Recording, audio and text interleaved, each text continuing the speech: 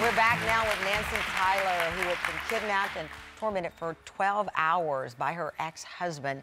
Nancy, before we went to break, we were talking about those minutes when you thought it was over, that you had said goodbye to your family, your children. What goes through someone's mind at that point? I thought about my children. I thought about the grandchildren I might never see. I prayed for strength.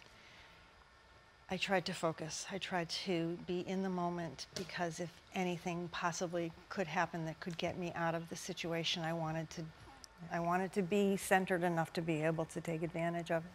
How did you escape?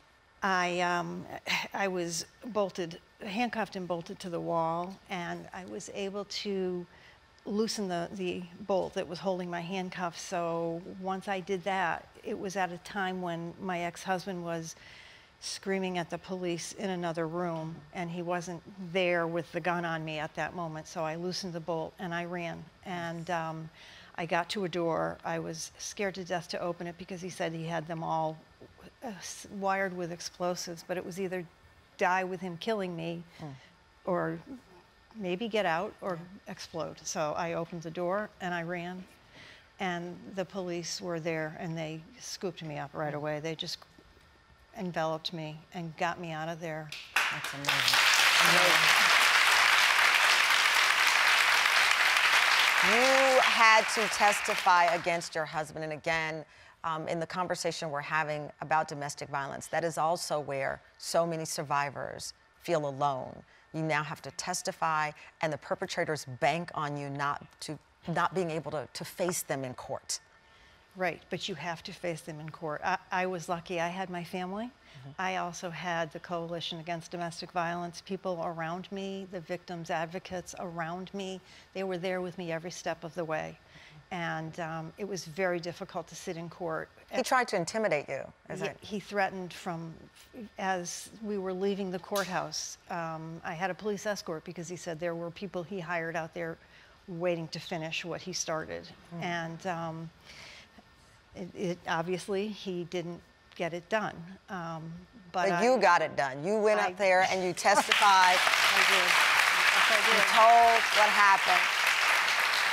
In the end, he was sentenced? Yes. To how long? 70 years. 70. 70.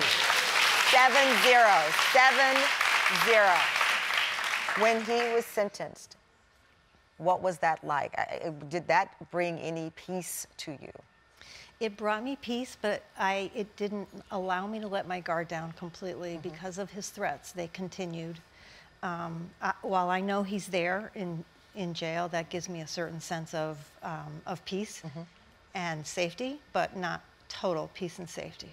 And I don't know that that will ever be there for me, but that's okay because I have a life, and I'm able to live my life. I'm able to help other people. I'm able to work with other people to try to prevent the next person from going through what I went through.